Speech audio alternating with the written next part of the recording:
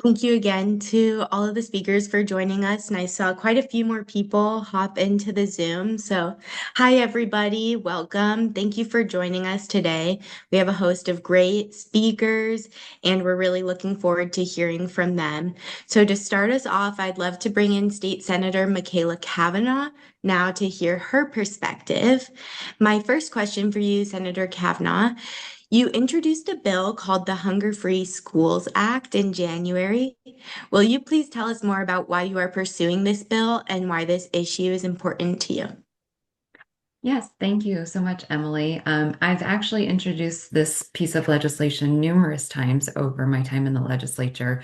I first introduced it in, I believe, 2020, pre-pandemic, and I said that the pandemic showed us that this can be a reality, and it was kind of a test case for it because when everything shut down, one of the things that the federal government did was make lunch free across the board. So nobody had to do anything other than just show up to school and be ready to learn.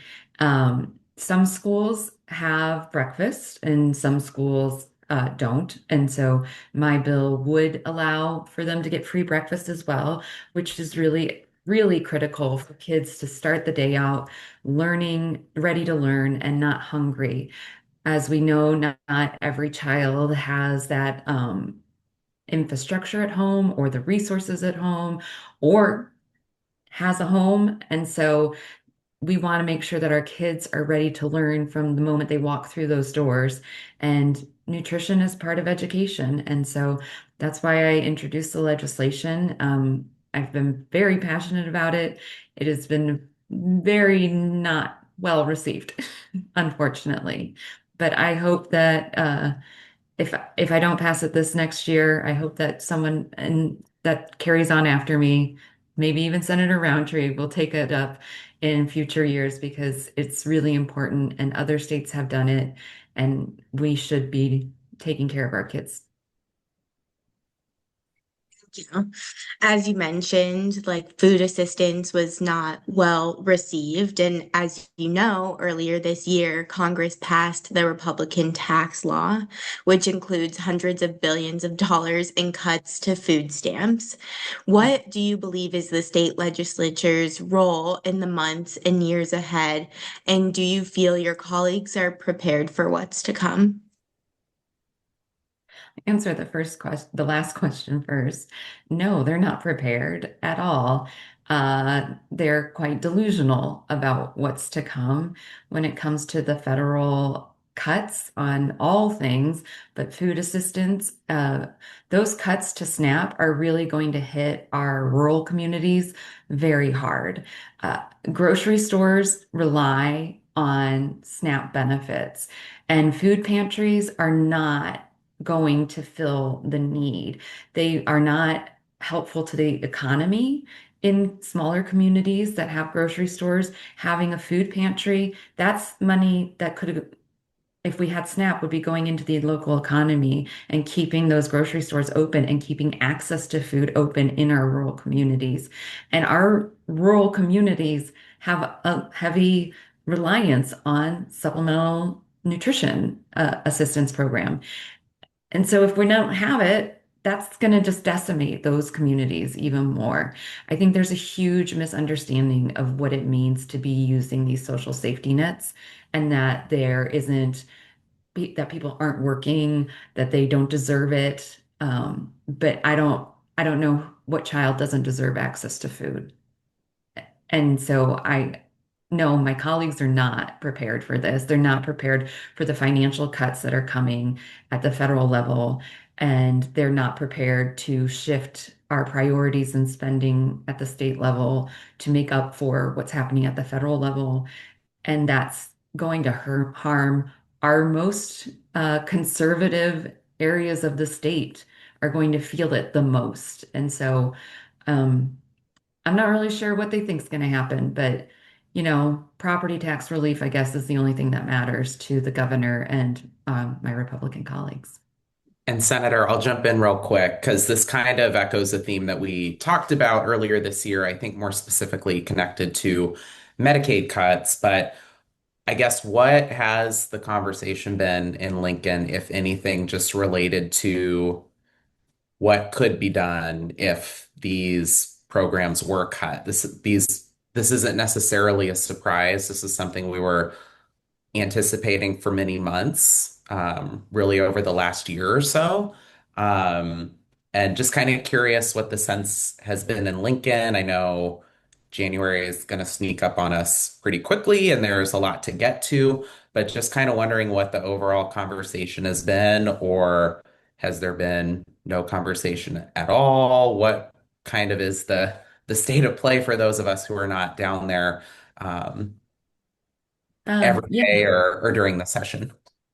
Well, thank you for that, Colin. I would say that if I were to make a meme, it would be a curtain on fire and my colleagues with their head in the sand. So, no, there's no conversation about it. There's no engaging with it. I don't think that my colleagues realize that it's in statute what we have to provide for SNAP, for childcare, and for Medicaid. And so, once they realize that, I am assuming that there will be legislation brought this next session to change what we currently provide at a state level because it's regardless of federal funds that are available. We uh, are required to give people access to Medicaid and a specific population of people. And the voters of Nebraska decided that that's what we wanted overwhelmingly. My first year I was elected. So it's going to be expensive. The federal cuts are going to be very expensive. And we right now are putting $1.2 billion to property tax relief, and we're taking hundreds of millions of dollars out of our rainy day fund. Our rainy day fund is not going to be sustainable any longer. And we're not talking seriously about pausing the income tax, corporate wealthy income tax cuts. We're not talking about stopping giving $1.2 billion in a tax return for a tax that we do not levy at the state level. We do not charge people property taxes at the state level. That is a local tax. But we are giving money back using the money from income taxes. So you might work 3 jobs and be on SNAP because your employer doesn't pay you enough and need rental assistance because your employer doesn't pay you enough. And then your income wages, your taxes are going to pay your landlord's property tax relief, and they're not going to lower your rent. So, no, we're not talking about anything in a real sustainable way. We are just pretending like everything is fine because we love Donald Trump, and that's all that matters is making sure that we all love the president and the governor gets his property tax relief. So is it safe to say that the realization has not fully hit yet, that there's a lot of work for you and your colleagues to do, not only next year, but for many years to come, largely related to federal policy passed this year? The only realization that will come to my colleagues is when they don't get reelected. They will not accept the reality that we live in.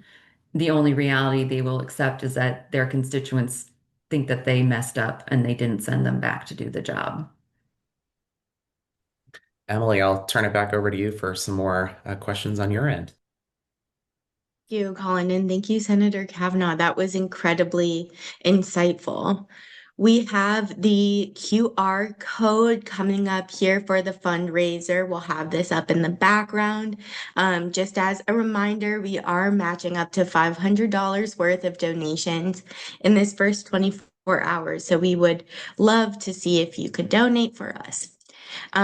Let's now hear from Cale Johnson, who brings another important angle to this conversation. Cale, hearing that food insecurity touched your family is so powerful. Will you please share your story with us? Yeah, of course. I grew up in Kearney, Nebraska, in a pretty rural, secluded, conservative area. And I grew up with a single mom who had a variety of health issues that prevented her from being able to work. So we were very reliant on EBT or SNAP benefits for over 15 years. It was basically it was a huge part of my childhood. And even with SNAP and EBT benefits, food was still scarce. It was inadequate, so we were still forced to utilize food pantries. And Kearney Public Schools has a great free school food program, and I'm incredibly grateful for that. And I wouldn't be where I am today without any of those programs because they kept me fed, they kept me healthy, and they kept me thriving. And because I had those programs, I was able to focus on my education and being a kid. And still, there were challenges and benefits at a very young, or yeah, there were still challenges at a very young age, understanding that policy and that the government funding is going to heavily influence my life. I was always aware at like 10 years old, watching the news about whether or not there would be cuts to EBT benefits when Trump took office. And it was just a very challenging and interesting experience as a child understanding that. So, yeah. Know that a lot of those lived experiences have motivated you to do the great work that you're doing. So thank you for speaking so bravely about your story. I really appreciate that. Um, I think about you as like a child watching the news and being so consumed about the government's hand and what you could or could not be able to afford. How would you encourage us to think about children facing those same challenges today? I think that regardless of the reason why somebody or a family is utilizing EBT or food stamps, I think people need to realize that the children are not at fault for their economic and food insecurity. I think people need to approach this issue with more compassion and understanding from a child's perspective of, and like I said, regardless of the reason why they're on food stamps, it's not their fault. They don't have a say. They can't go get a job and try to pay for their own groceries. And some people across the aisle do support that proposal, which is a whole different issue. But yeah, just people need to approach it with more compassion and understanding. And another thing that's important to remember is that children are able to understand and to pay attention to their community and how their community treats them.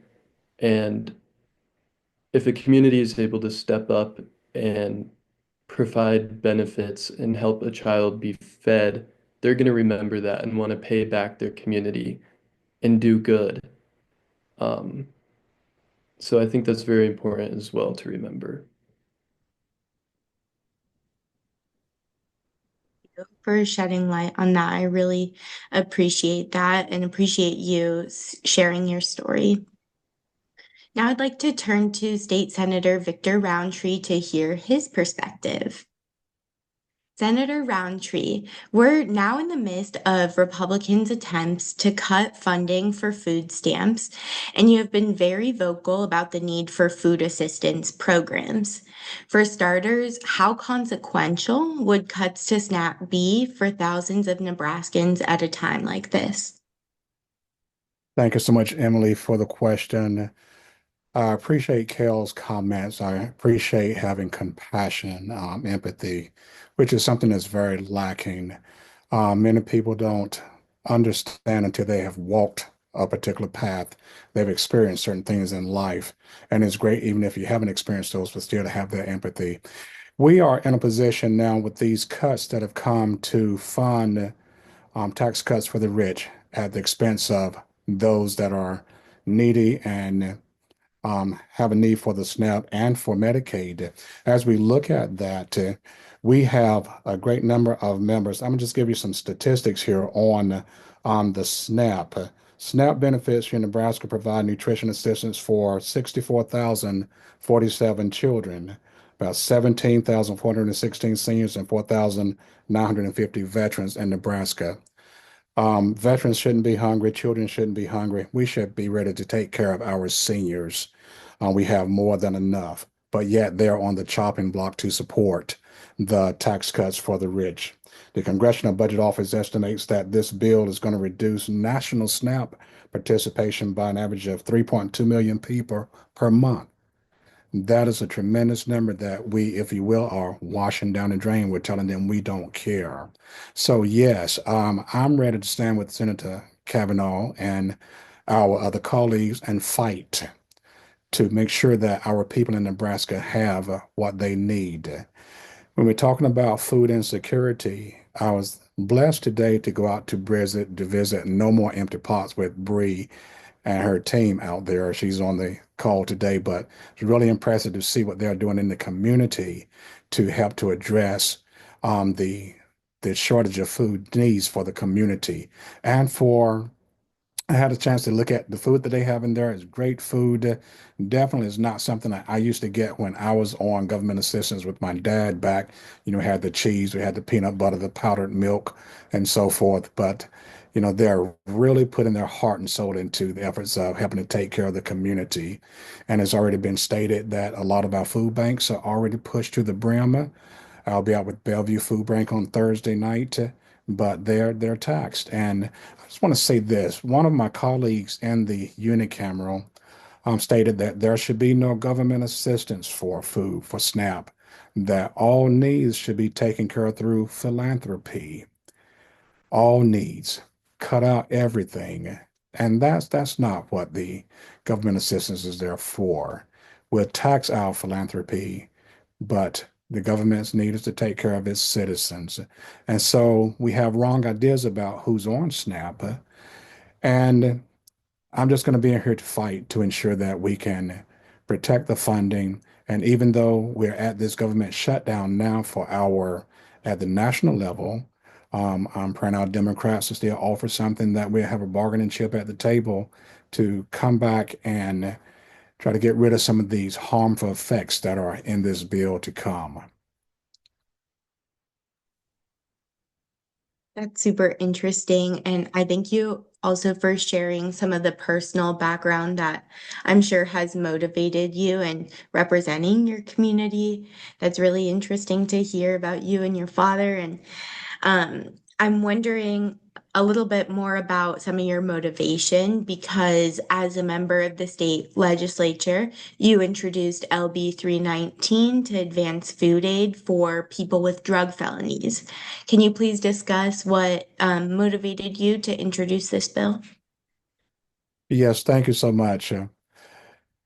My motivation has always been in life, it continues to be in life, to look out for the least of these. We look at those who may be marginalized by society. I had an opportunity last week to go over to one of the correction facilities and work with RISE on a reentry simulation program. I wanted to get my hands in the mix, if you will, so I role played, and I was one of those that were coming out of incarceration and had to go to all the stations. And believe me, it was tough getting to all the stations when I had to go get groceries and I didn't have any money. As a drug felon, SNAP was not going to be available for me. I had to have something else. So the motivation is, when you look at what happened back in 1996 and Clinton's failed war on drugs policy, we only probably have 7 states now that still have some type of restriction in place. In our unicameral, and Senator Cavanaugh can vouch for this, most of the time we say, what is Iowa doing? What is Iowa doing? We pattern off Iowa. Well, Iowa has gotten rid of all their restrictions. We should follow that pattern and get rid of the restrictions as well.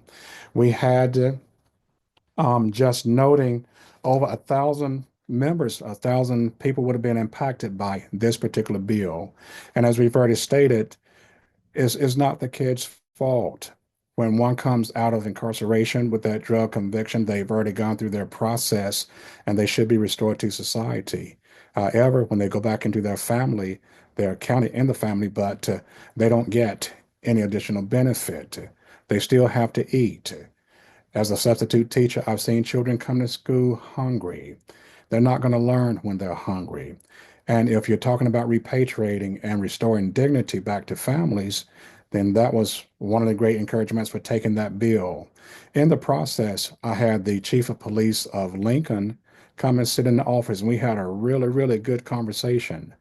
And her conversation was, we are fully supporting this bill because in ensuring that these convicted felons, when they've been restored to the community, that they have enough food. We know that when a person is not hungry, they're not likely to go out to commit theft. We know when they're not hungry, that they have a greater feeling of confidence about themselves. And she said, basically, that is going to ensure that we have good interactions between them and my officers, and everybody gets to go home safe. So we are fully supportive of this bill because it will reduce and almost eliminate recidivism for the purposes of food, at least. So they came and testified, and we had many to come and testify to the goodness of this bill. And it did pass. We had good passage on the floor. However, it went to the governor's office. It was vetoed, as we know. And coming back for the veto override, I couldn't get the votes on the floor to override the governor's veto. So that bill has gone by the wayside again. But I do believe that in the future, I'm going to hold on. And with the other bill that Senator Cavanaugh may give me to carry, I would like to see that one come back again until we get equity for all of our members. And Senator Rountree, just want to ask because we talked about this a few months ago, kind of more in theoretical terms before the national bill um, authorizing these cuts was passed.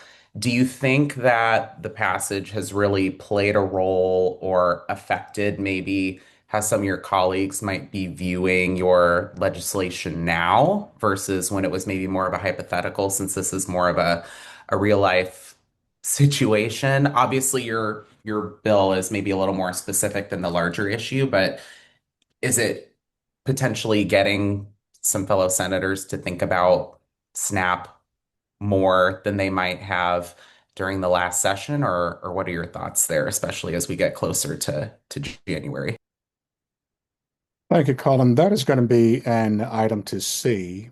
I think in just discussing it earlier, a lot of folks don't believe that the government should be assisting in SNAP, and that's probably why we're here. And you saw our CODEL support all that was done in the big ugly bill.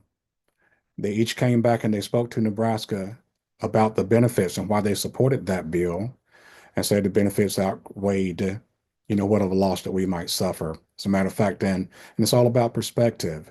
And some perspectives, they don't see anyone being hurt. They see that there's a lot of fraud. And so this is going to kick a lot of people off the rolls that shouldn't be on the roll. They see that there's a lot of able-bodied members that are receiving benefits that shouldn't be receiving benefits. So this is going to clean it up. So it's all about how you paint it and how you present it to the people. So will it get more attention? I think it'll get more negative. And in light of the big bill that has passed, it'll be a hard push to bring it back. But I still want to bring it back. Definitely. And for those who are on here, our State Director Angie Lauritsen just dropped in the comments link to a really useful resource related to some of the negative effects of the overall law, which includes the SNAP cuts, cuts to Medicaid and other programs as well. And Senator, just one more question for you. I suspect we've been having a lot of similar conversations with food pantries and other organizations that you have as well. I guess how dire would you assess the situation in terms of need right now? And what are you hearing from some of these organizations about how they can try to prepare, or kind of what they're expecting to come as some of these cuts really filter through the broader economy? One of the things that I do hear as I'm out is that our food banks are stretched, whether they be in our religious institutions or community banks, they're stretched thin. So funding becomes a great issue. And so I will be looking at more philanthropy, reaching out to businesses that have funds that we can donate for food and anything that we can do in the legislature, we work to do that. But it's going to be a tough push. And from what I hear from all of our food banks out, is that they're pushed to the brim. More people are coming, and if these cuts come on through, and we feel the real effect of these cuts, we'll see many more people that'll be counting on the food banks to have to fund their food needs. I, as a pastor in our small church in Bellevue, we monthly give to the food bank down here in Bellevue. And we try to collect as much as we can. And I know that we're in an environment now that every little bit helps. So even as this is a fundraiser to eliminate the lunch debt and so forth, but every little bit helps. And Senator Kavanaugh, quick question for you before I toss it back to Emily, just kind of similar to what I just asked Senator Rountree. What are you hearing from food pantries and other organizations or nonprofits that are trying to fill the gap? Are things getting worse, better? What's the state of play from what you've been hearing on your end? Things are getting worse. There's more, I mean, as the everything is costing more people are needing food pantries. And food pantries are supposed to be like a very short-term solution if you are just in a difficult spot and you need to feed your family. But they've become sort of a crutch. And this last year, we appropriated $10 million of TANF funds, which is temporary assistance to needy families, to food pantries.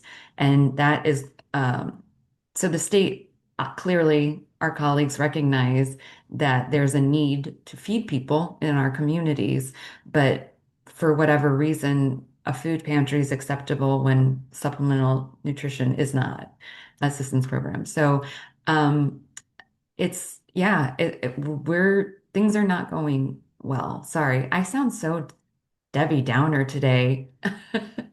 But things are not going well. So I guess I that's the answer. And our food pantries are reliant upon some state dollars, but they also are heavily reliant upon philanthropy dollars. And I saw somebody in the chat say that philanthropy isn't reliable, and it's not because philanthropists give money based on their own pocketbooks. And if the economy is not going well, which we've seen in the past happen in the Omaha area, then philanthropy pulls back on what they're doing and where they're contributing. And so, you need to have a reliant, sustained system for helping people. Thank you, Senator. And I think it is important for people to hear the unvarnished truth of the reality of what's going on. Obviously, this is a challenging subject and something that's difficult to confront, but also something people really do need to know about. I do want to transition back to Emily because we have a really great resource in Nebraska Appleseed that does a lot of great work at the state level, and would love to hear Emily's questions for Eric, who's been so kind to join the call today. Thank you to Senator Rountree and thank you, Senator Kavanaugh, for your contributions there. I agree that when things feel hopeless, it's our chance as citizens to turn and highlight and find the work that is being done and uplift and contribute as much as we can, which is why you are all here today at this fundraiser kickoff. So thank you for finding hopefully a glimpse of hope and a glimpse of action towards these issues at the systems level that are going to be very hard to address over the next several years. So I'd like to bring Eric Savaiano into the discussion at this point. Eric, what are Nebraska Appleseed's biggest concerns right now in terms of SNAP cuts and general affordability of groceries? Yeah, hi. Well, I'm excited to be sharing with you all about this. Appleseed is a organization that works in the legislature and works directly with school districts to think about how to best serve students' meals, kids' meals at schools, and also support the SNAP program. And that's what I get to do full time with my job. So I'm very happy to be sharing about this work. The changes that happened through the budget reconciliation bill, the big ugly bill, as we've heard it called, are just enormous and unprecedented changes. So the biggest things that we're worried about are the additional dollars that Nebraska is going to have to come up with to continue running the SNAP program as it exists currently. And we did a blog recently about the changes related to SNAP in the reconciliation bill, which I'm going to put in the chat now. But money is the biggest concern, clearly, as you're hearing the senators and on the call talk about too. Nebraska is going to have to come up with at least $17 million to continue the SNAP program in Nebraska. And if we don't, we won't have the resources we need to run a good SNAP program, which will create even more need for investment in the future when certain error rates go up and additional costs are needed to run the program because of that issue, also implemented through the big ugly bill. So in general, we're very concerned about the next legislative session and how the senators are going to come together to figure out how to fund this, plus deal with all sorts of changes to Medicaid and other issues. But before I throw it back to you, I just want to make the connection between school meals and SNAP for everybody in the room too. So every student whose family is participating in SNAP, they automatically receive free meals because they receive SNAP. And so all of the students who are in families that receive it now go to school and can go through the line and get free meals without doing one of the free or reduced price meal applications. And so any students who are or do not in or who will lose access to SNAP are going to have to jump through more paperwork hoops to receive SNAP or to receive free meals at schools. And if the families decide not to complete those applications because of immigration concerns or any other challenges with completing those, they're not going to receive free meals, which leads, as we're seeing for this fundraiser today, to unpaid meal debt and school districts either not being able to cover the cost of meals and their programs suffering, and more money being needed to be invested from the other side of the school program into the school nutrition program. So it's a big challenging problem. Um, Across the state, we see districts dealing with unpaid meal debt in a variety of ways. And sometimes that means telling kids they can't eat that day, if you can believe that. Sometimes it means giving them an alternative meal in a brown paper bag that really kind of is a label that you can't afford the meal that day. Sometimes it means sending them to Child Protective Services because of that. Um, so these are all things that we've seen in Nebraska and we've studied. Some districts even throw away food after it's been served, if they've gone through the line and they find that they shouldn't have been receiving that meal.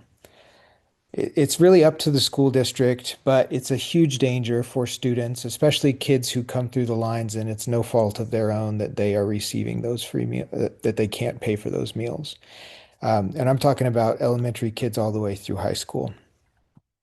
So in general, the unpaid meal debt would be solved with a bill like Senator Cavanaugh's that had the state cover those costs.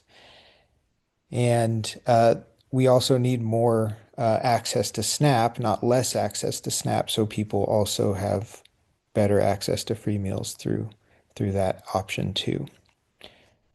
So that was a lot and answered a lot of questions that you didn't ask, but I'll stop there. Oh, that's great. I think it's really important to this event that you draw the line between school lunches and SNAP. And that is something that is super interesting at this point where we're at, where we're taking away access to SNAP and simultaneously kids will continue to either go into debt or lunch it, or schools will continue to go into debt as they find ways to make it possible to feed kids.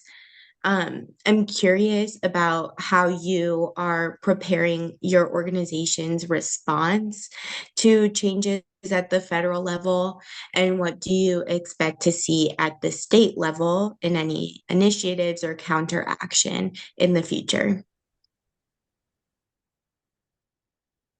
Yeah, good questions. I think school districts are going to be relying on community donations to support ending school meal debt.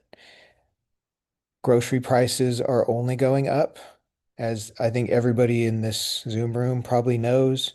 I think I looked at a number just recently and it said 30% is the number, the percent groceries have risen, the prices have risen since 2020. And wages just have not kept pace, even in Nebraska, where we've increased our minimum wage. Um, so in general, we're seeing the pressure of increased prices, not only at schools, but in the grocery stores for every single one of us. And so low income folks who are getting dinged by over and over by like the one big bill and other changes at the federal level. Um, we're just seeing more and more folks not able to make those ends meet, especially at the lower income brackets.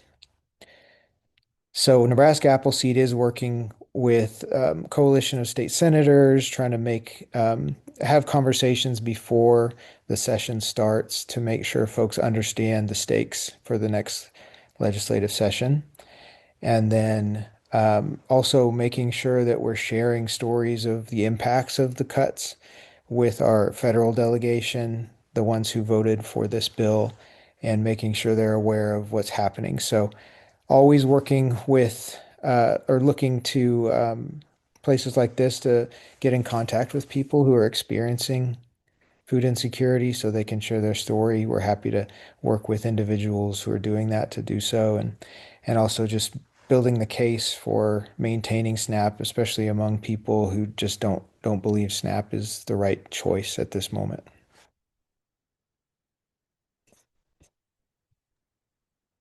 Some great insight, Eric. Thank you for sharing that.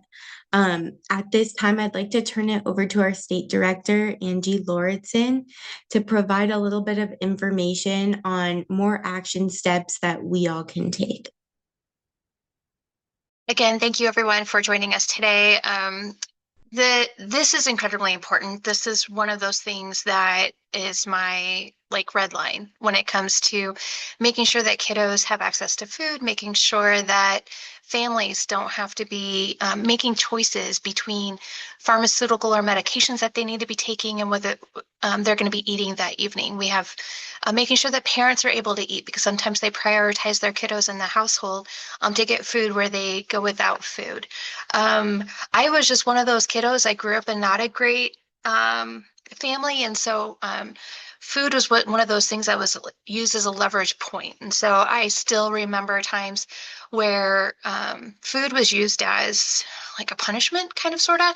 And it was just one of those things that was just withheld if it deemed that I was not acting appropriately. So when I was little, I remember first, second grade where my mom was sneaking us saltine crackers in our pockets out to our bedrooms because we just didn't, we were so hungry.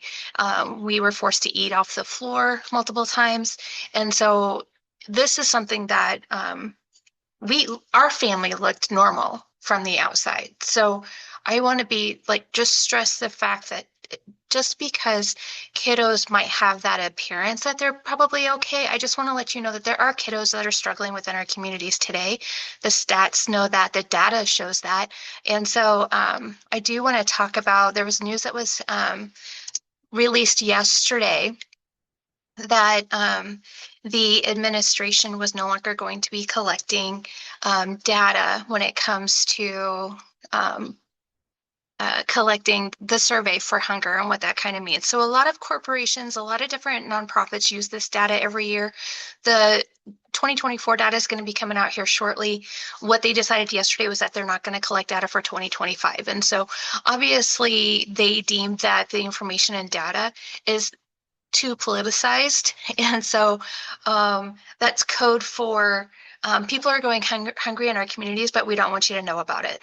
So we might be partnering up with Poll the Vote to do some more of a Nebraska-wide to keep collecting that data to make sure that we have that data moving forward for our families. So one of the things that I like to lift up is, I've been living in the Gretna community for a long time, and in the last week or so, especially as we get closer to the holiday season, fall time kind of brings up more communication and conversations pertaining to food pantries and the food bank and donations. And I know that over in Iowa, there's a radio station that's, hanging out on a rooftop until they fill a couple of trucks with worth of food, which is all amazing.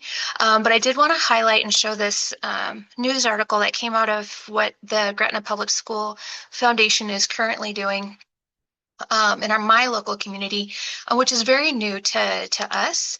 And so I do want to share this with you guys. And it's only less than 2 minutes. I'm just going to share this really quick.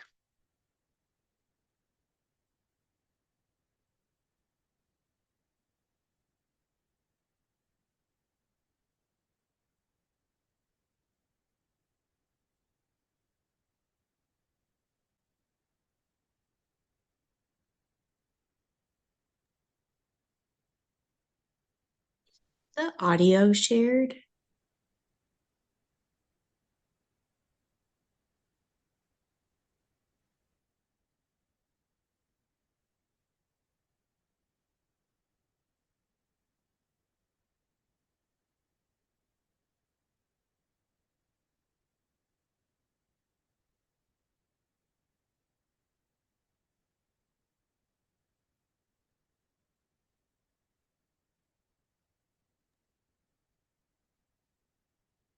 Angie, I think you might have to reshare your screen with the audio button Oh, okay. selected. Sorry. Were you guys not able to hear that? That's okay. We weren't able to hear it. Okay. But you could see it. Yes. And luckily there are closed captioning. Okay. I think just one of the things that I wanted to share with that is the fact that if we are having so many of these issues out here in Gretna, when I talk about Sarpy County, there's this overall feeling within elected officials in Sarpy County that we don't have homelessness, we don't have poverty, we don't have some of the other things that other counties within the state have. I want to be super clear with everyone that yes, we do. And if Gretna has these issues, then what does Bellevue look like? What does OPS look like? What do some of these other rural communities look like if there's such a need within the Gretna community? So with that, I do want to stress that starting last Friday, the House and the Senate are currently on a recess for this whole week. So that's why we've been having SNAP September. We've had a really big focus because of the big ugly bill on the ramifications of what the cuts were to a lot of the social safety net programs that our community relies on.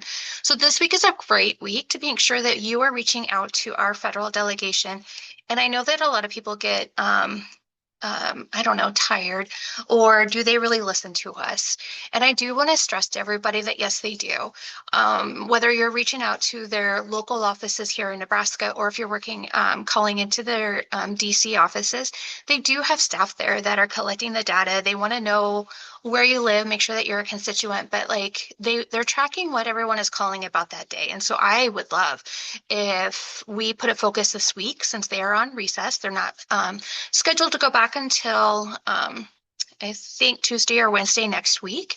And so depending on the House or the Senate, but know that they're on recess. They're home. They're here back in the state. They're out meeting with a lot of different corporations probably and hanging out with families. So now is a great time. They're in their offices to reach out to those offices. So please feel free to reach out to them. Let them know about your concerns.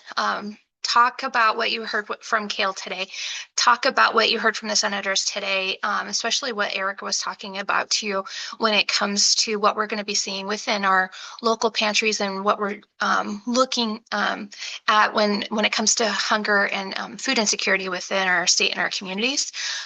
Further, if you follow us on social media, we have some great events that you can volunteer with. So if you have some time on Wednesday or Thursday, we're going to be packing boxes down at the Salem Food Pantry. And Thursday, there's this big, wide initiative within our region to focus on lean protein. And so there's a lot of food banks and a lot of pantries that are going to be starting at 10 a.m. providing boxed portions on Thursday. And so we will also be down at Salem Baptist Church helping to work their drive-through food pantry pickup. So we'll be loading cars down there. So it is a great time to be out working in the community, volunteering if you have capacity, or if you know some retired friends that would like to get out and come and join us and hang out with some friendly faces on Wednesday and Thursday. We would love to have some fellowship and some friends with us helping us in those endeavors. So I think that is all that I had. Emily, can I give it back to you, or Colin, do we have any other questions for our speakers today? Hand it on back to me. Thank you, Angie, for sharing that. I wanted to uplift the amount that we've raised so far. It looks like our meter is at $279.51.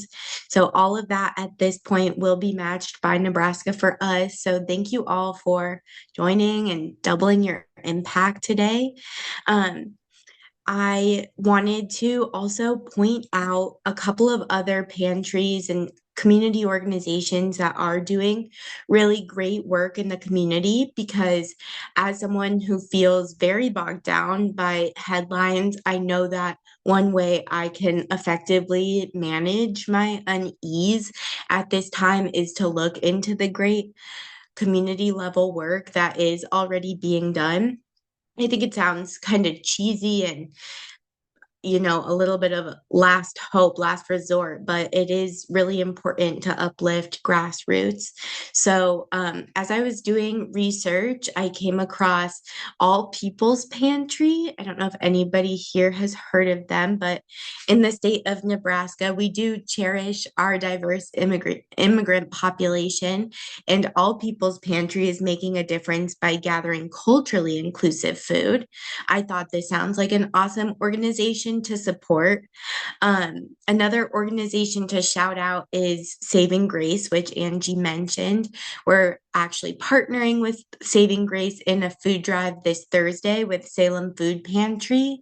And as you probably know, food waste happens at a very large scale in this country. So Saving Grace is minimizing food waste.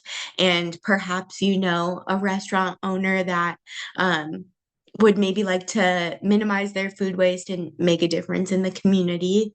And then lastly, I looked into Loads of Love, which distributes a wide range of non-food items.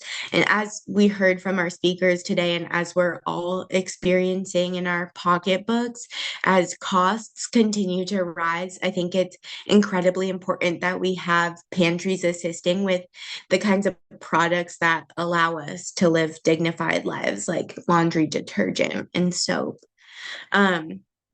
Just a couple more things for you all today before we wrap up here.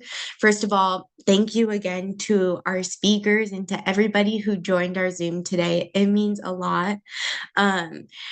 First, I wanted to share about our partnership with Salem Food Pantry. If you are available, we're going to be getting together in North Omaha at the Salem Pantry on Wednesday to help box some items. Like Angie and I mentioned, we're helping in the distribution of some frozen proteins. So I went with Tamara Bailey to get $1,000 worth of ketchup and mustard and relish, and we could really use your help in bagging some of those items. And then on Thursday, we're going to be passing out some non-food items and helping distribute those food items to people's cars. So would love if you could come out for that. And then one last thing to mention, it would mean the world to us if you could uplift this fundraiser so we can make as big of an impact as possible. We'll drop the graphic in the chat, that little hamburger with the QR code. If you want to share it to social media, that would be great. And then finally, if you're feeling really inspired by this cause and have your own story to tell around food justice, I'm your person. And please reach out to me so we can connect. My email address is emily@nebraskaforus.org. So thank you so much for attending. I'm going to put that graphic in the group chat. Feel free to hang around if you have questions for me or for our speakers. And I hope that you have a great rest of your week.